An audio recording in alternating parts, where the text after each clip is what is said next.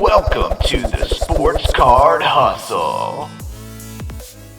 Hey everybody, this is Michael Combry coming to you with another episode on the Sports Card Hustle channel, where I'm going to talk to everybody today about a quick way to find out what your sports cards are worth. And before we get into today's video, make sure you give it a big thumbs up and subscribe down below, because it really helps me out with YouTube and will let YouTube know that other sports card collectors, flippers, and investors need to see this video. So make sure you give it a big thumbs up and subscribe down below, because we're going to get right into the video of the day and go over a quick way on how to find out what sports cards are worth. And it's very important because we're all out there buying with the hopes of getting a good deal. You got to make sure you make intelligent decisions. And in order to do that, you need to know what the cards are worth and have comparable price comps. So we're going to get right into my screen and show you exactly how I like to do it by comparing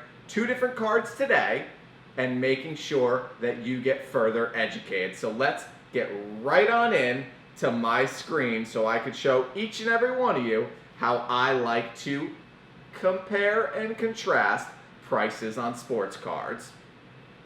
All right, so it's very simple, my friends. We're going to start off by going to Google, and then as you can see here, I preloaded this up here. We're going to type in eBay.com. Great company to go with when you're looking up sports card prices. Now we're on the main page of our eBay. Now the first thing we're going to want to do is type in the exact card we're looking for. So we're going to go with the 2018 Trae Young Panini Prism PSA 10. Now once we pull this card up, we're going to go down the left sidebar on eBay, as you can see here. And first we're going to click sold listings, because in order to get comparable prices, you have to see what's selling.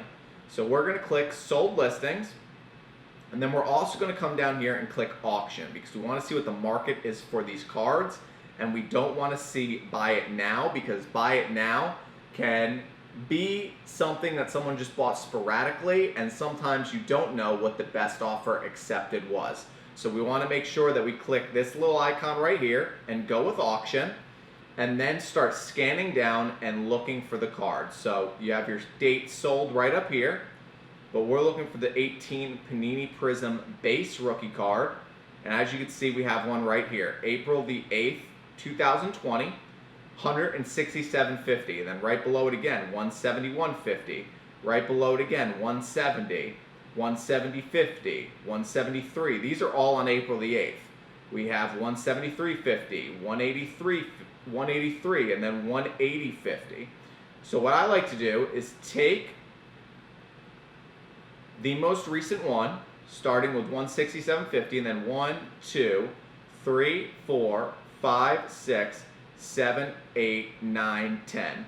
So I would take these 10 cards, add their value up, and then simply divide by 10 to get an average price. Now, if you're paying below the average price, you're getting a great deal. If you're paying at average, you're still getting a little bit of a steal.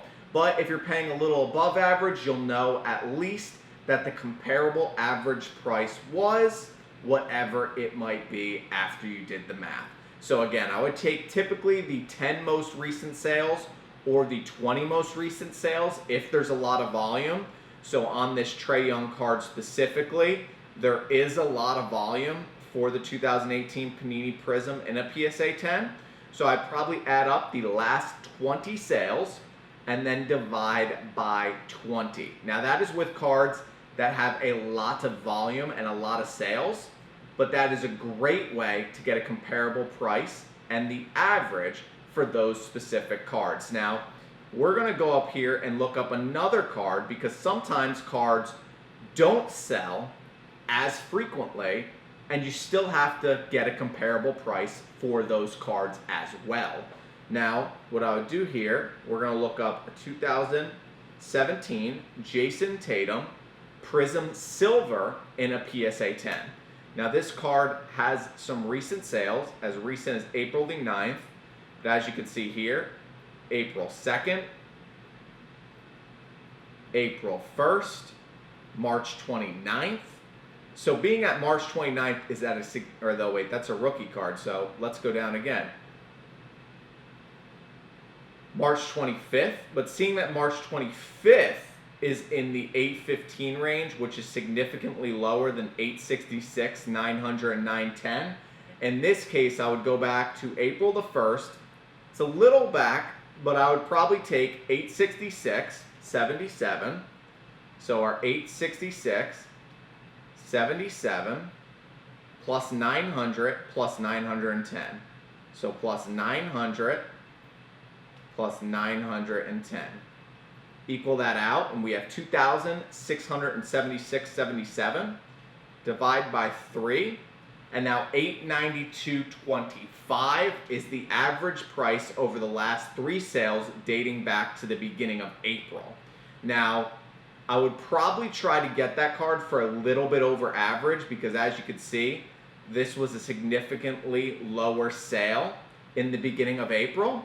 But again, you now have a comparable price, and you can see kind of what that card is worth on the open market. Now again, we don't want to look at buy it now because that can skew the market. We want to see what people are bidding on. And being that the Jason Tatum card has a lot less frequency of sales, we're going to want to take those most recent 3 and not go as far back as 20 cards and then average it out to that 892. So if you can get it for under 892, being that this is a scarce card, you've got a great buy on your hands. But if you pay a little bit over the 892 mark, you still know that you're getting somewhat of a good deal because you have to have a comparable price to go off of so you're not just overbidding. And I would say steer away from the buy it nows unless you find it right at or around those prices, or you can also make sure that you go in and make an offer around that price and see if it works out.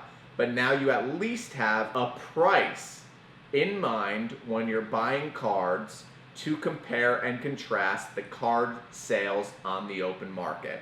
And that's exactly how I like to do it. eBay.com, look up that specific card you're looking for, and then look for sold listings. See if there's a lot of volume. If there's a lot of volume on the market, make sure that you average out 10 or 20 of the most recent sales. And if there's less than a lot of sales on the market, maybe take the most recent 3 or look within the last couple days to get a comparable price. I hope this video has helped each and every one of you out today, because I know when I first got into sports card collecting and investing, I didn't really know what to do when it came to pricing out cards. And again, eBay has been crucial to me. It is the best way I think to do it, and it takes a little bit of work, but it's well worth it. I'm going to start posting these charted out prices on my Instagram on various cards I am buying or looking at. So make sure you follow me at Instagram or on Instagram at the Sports Card Hustle. And until next time, my friends, give this video a big thumbs up. Bring it all the way to the sky. That's right. Give it a thumbs up until the video shoots through the stars. And subscribe down below because that really helps me out on YouTube and lets YouTube know that other sports card collectors, flippers, and investors should see this video as well. Until next time, my friends, peace out!